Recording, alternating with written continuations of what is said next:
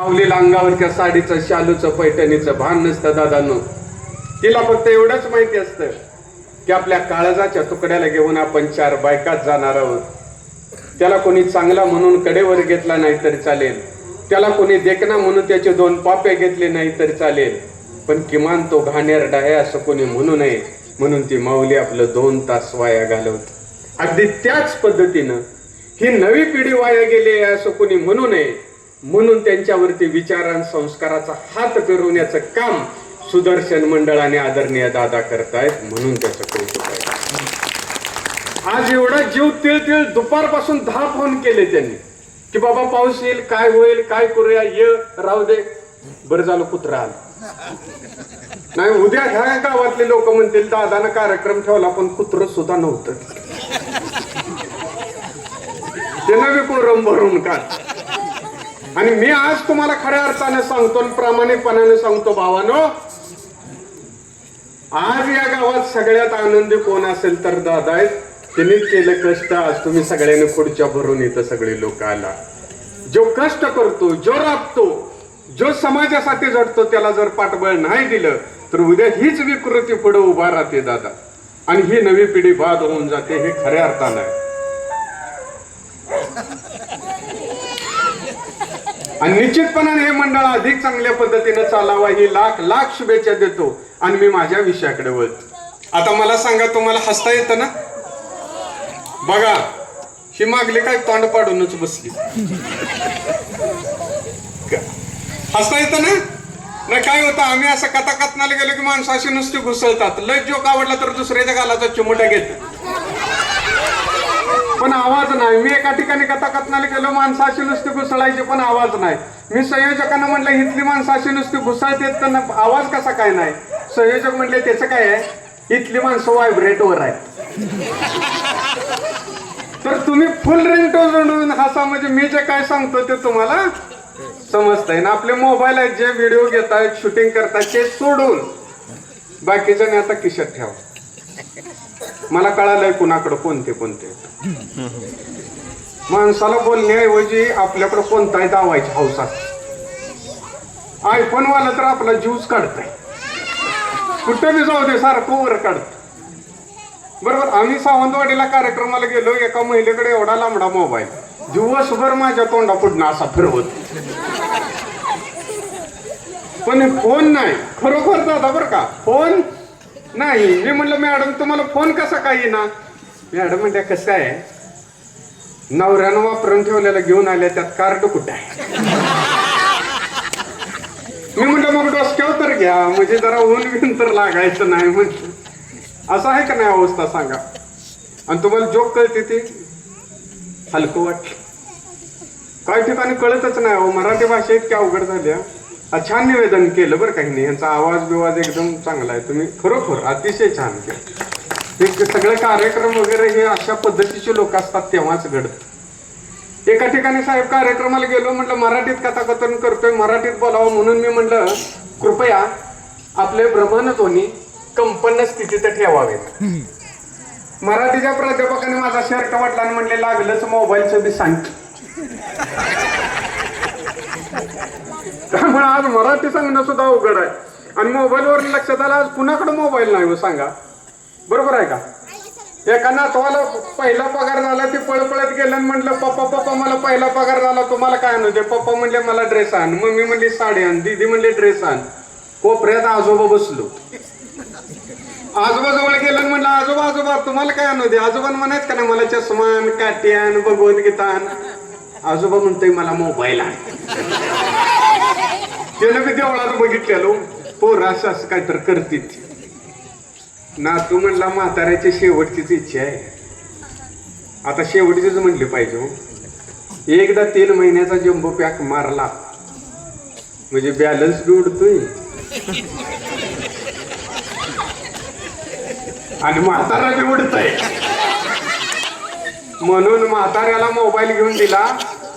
म्हाताऱ्यानं ठेवायचा कुठं म्हणून धोत्रात बांधला आणि चौकात गेला, रिंगटोन वाजले, lungi dance lungi dance lungi dance. म्हाताऱ्याला कळणं नेमका कोणत्या गाठीत बांधलाय. म्हाताऱ्याने 1-2 गाठ सोडली, मोबाईल काढला ना, तो संग बोलायच की 150 फूट गेलं, बोलायचं बंद केलं ना, मोबाईल लक्षात आलं, मोबाईल जिथं काढलाय दोतार तसंच राहिलंय म्हणून. त्यामुळे आता 2 मिनिटं काय जग बुडत नाही, तुम्ही मोबाईल नाही काढला तर. सगळ्यांनी त्याचा आनंद घेतला पाहिजे. महिलांच्या बाबतीत सांगायचं तर खऱ्या अर्थानं उत्साह नाही, खऱ्या अर्थानं आनंद नाही, समाधान आहे मला. कारण आज इथल्या महिलांना कुणाला गाडी येते सांगा? 2 व्हीलर येते? हात वर करा, कोण दर्शन करा, येते का? आली पाहिजे. आज दादाने कार्यक्रम ठेवला, यांनी सगळ्यांनी कष्ट घेतले नाही. आजच्या दिवसाचा कार्यक्रम चांगला हो वाईट हो काय वाटेल ते हो, पण आजच्या दिवसात ध्यानात ठेवायचं गणपती पुढं पुढील वर्षीपर्यंत मी एक गाडी घेईन किंवा माझ्या सुनाला गाडी घेऊन देईन. आपल्याला गाडी येणं म्हणजे स्वतः पुरुष होणं हे आज लक्षात घ्यायचं. म्हणजे माझी मंडळी ज्या वेळेला गाडी घ्यायला लागलो, तिला गाडी घेतली, तिनं गाडी तिला स्टँडला लावा यायला लागली. सगळ्या पाहुण्या पहिला सांगून बसली मला गाडी यायला लागली म्हणून. आणि त्या अपंग माणसाला कोंबडी नसल्यावर चालतं का नाही, तशी गाडी अशी अशी आणत. आमच्या तिथे एक किर्लोस्कर कंपनी आहे दादा, तिथे हेल्मेट घातल्याशिवाय आत सोडत नाही. तिथं मयाबाचं मंदिर आहे. 4 दिवसांनी आली, मला प्रसाद दिला आणि मला म्हणली मी मयाबाला गाडी घेऊन जाऊन आली. अगं म्हणलं पण तुला बिन हेल्मेटच्या आत सोडली कशी? काय नाही म्हणला, मला वॉचमॅन म्हणला शिस्तीत जावा. मी म्हणलं ओळखलं ग त्यानं, तुला डोसकच नाही तर तू घालणार कुठं?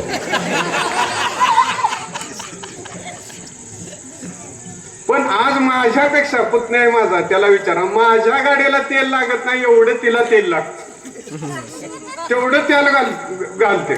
मला एक जण म्हणला बायकोला एवढं ढेल देत जाऊ नको, उद्या अडचण येते तिची. आईला म्हटलं आता पोरं बाळा झाली ती गेली तर जाऊ दे घार मानी जाऊ, म्हणून मी रोज त्याला टाकी फुल करून ठेवतोय, संपल्यावर मागे येते. काय सांगायचं तिला. एक बाई काय म्हणली माहिती का, ही समाज असाच असतो. तिला एक बाई काय म्हणली माहिती का, तुझ्या संग एक बोलायचं आहे. बायको म्हणली काय बोलायचं आहे? म्हणली बलवडी पाट्यावर तुझा नवरा कुठल्या तर बाई संग बोलत उभा राहिला होता. बायको काय म्हणली माहिती का, अगं ती मीच होती, फक्त की आमच्या नवऱ्याला सांगू नको. म्हणले का? तू दुसरा नवरा नव्हता म्हणली. 4 दिवस माझ्याकडे बावरून बघत होती बाई, ह्या कवा ह्याला सांगू कवा ह्याला सांगू. समाज या लेवलला गेलेला आहे की आपण बाहेर पडलो तर समाज दोष देईल, 4 देतील, पण 400 लोक आपल्याला आदरानं बघतील. सासऱ्याने 4 तोळ्याचं घेतलं, बाने 4 तोळ्याचं घेतलं, ह्याच्यापेक्षा 4 ग्रॅमचं आपण आपल्या कष्टाने घेतलं शेताबातात राबवून. हे आजच्या मंडळातून शिकायचं. आज अंबानीच्या पूर्वी बायका काम करतात का नाही? अक्षय कुमारची बायको किती करोडपती आहे, स्वतः काम करते ना. शाहरुख खानची बायको काम करते. मोठमोठ्या पुढाऱ्यांच्या बायका सर्व्हिसला येतात. आपण लाजायचं का? आपल्याला काय येत नसेल ना, लोणची का पापडी का नाही काय जमलं तर खुरपं घेऊन भांगलाय जावा, पण स्वतःच पैसे स्वतः मिळवा. हे आजच्या मंडळातून आजच्या दिवसात मी शिकायचं आहे.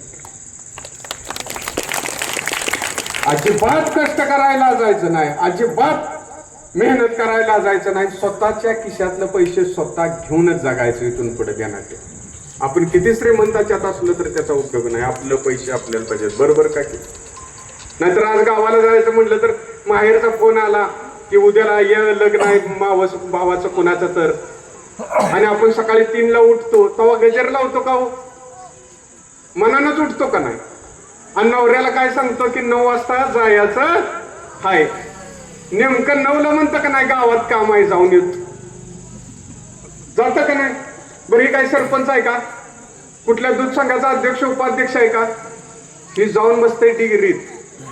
आणि तो कॅन असतो का नाही, तो कॅन इतका मजबूत असतो, हायवेला ऍक्सिडेंट झाला तरी कॅन फुटत नाही.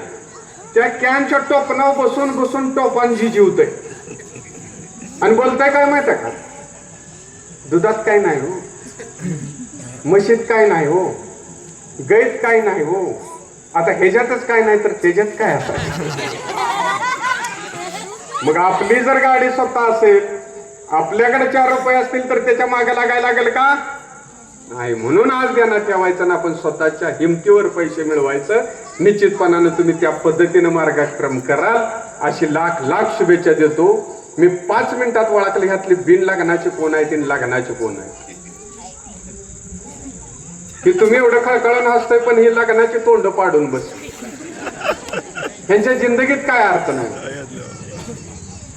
मी लगेच बघितलं बोलताय कुठं तर बसायचं म्हणून इथे माझं लग्न झालंय म्हणून सांगतो. परवा बायको मला म्हणले सिलेंडर घेऊन या. आता मी असं बोंबलत हिंडाई सोकावली आलो. म्हणलं कशाला वाद घाला म्हणून जाऊन घेऊन आलो. त्याला जरा कलबिलर नव्हता हो. आणून ठेवल्यावर त्याच्याकडे बघितलं आणि म्हणले तुम्हाला काय कळतं का हो. म्हणलं का. म्हणली जरा तर काय बघून आणायचं नाही. आता सिलेंडर म्हणजे काय वांगाई का ढोबो आहे. मला म्हणले तुम्हाला चॉईसच नाही. सगळ्या गोष्टी थर्ड क्लास, सगळ्या गोष्टी थर्ड क्लास. एवढं मात्र पटलं बरं का. लग्ना दिवशी निम्म जाऊ मला हेच म्हणतात. आता तुम्ही लयच मूड मध्ये आहे म्हणून सांगतो. परवा घरी गेलो म्हणजे रोजच जातो ना. तुम्ही त्याला परवा घरी गेला मग रोज काय पुन्हा काल झोपतोच काय. परवा घरी गेलो तर सरकारी दवाखान्यातल्या बाकड्यावर पेशंट ऍडजस्ट होऊन झोपतो का नाही. ते बाकडे बी मोडकं असतंय. पेशंट बी मराय झालेला असतो बघा. आणि ते ऍडजस्ट होऊन झोपतं का नाही. ऍडजस्ट तशी माझी बायको डबल बेडवर ऍडजस्ट होऊन झोपली होती. ससा खाऊन आज घर पडावा तशी पडलेली. हिला काय झालंय विचारावं तर अवघड, नाही विचारावं तर अवघड. म्हणून म्हटलं तुला काय होतंय काय ग. तर मला म्हणली मला कसंच होत. आता हिला नक्की काय होतं आता तुम्ही बघा. तुम्हाला काय आता ह्या पुरुषाने विचारा तुम्हाला काय होतं. काही मान दुखत्या कमार दुखत्या म्हणतात का नाही. पण महिलाच विचारलं की महिला म्हणतात मला कसंच होत. याचा अर्थ ह्यासने काहीच होत नसतंय. बरोबर आहे म्हणताय. धन्य. त्यांनीच कबूल केले. मला म्हणतात का जो बस असलं काही सांगू नको नाही. बरोबर आहे. मग काहीच न होता टीव्ही कसा बघायचा म्हणून ह्या म्हणतात कसंच होतंय. मी म्हटलं नक्की तुला काय होतंय सांग बघू. तर मला म्हणली सकाळी जेवायला बसली आणि जेवत असताना तासाभरानं शेवटचा घास तोंडातच फिरायला लागला. तासाभरानं. मी मनात म्हटलं मनातच म्हणतोय म्हणून 20 वर्ष झाली टिकलंय. मी मनात म्हटलं त्याच्या आधीच 4 घास कमी खाल्लं असतं ही वेळ आली असती का. मला म्हणले तुमच्या बाटलीतलं जरा औषध पिली तरी मला शंका आलतीच. टीव्ही इकडं इकडं बघ कुठं तर मिसअंडरस्टँडिंग होतोय म्हणून म्हणलं पहिला टीव्ही बंद करून या बघू. तर जाऊन फ्रीज बंद करून आले.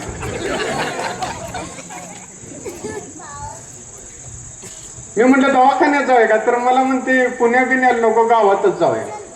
आता आमचं आयुष्य सम्राट 500 आशुला खाऊन गेलं. हिला पुण्याला न्यायला काय आम्ही डोक्यावर पडलोय. ठीक आहे म्हटलं तुझी इच्छा आहे तर गावातच जाऊया. तर मला म्हणले आता गावात दवाखान्यातच जायचं आहे. तर आणि 4 घास खाऊन घेतली. मला इंजेक्शनची रिॲक्शन येते. काय करायचं कुठल्या तर हॉलमध्ये वगैरे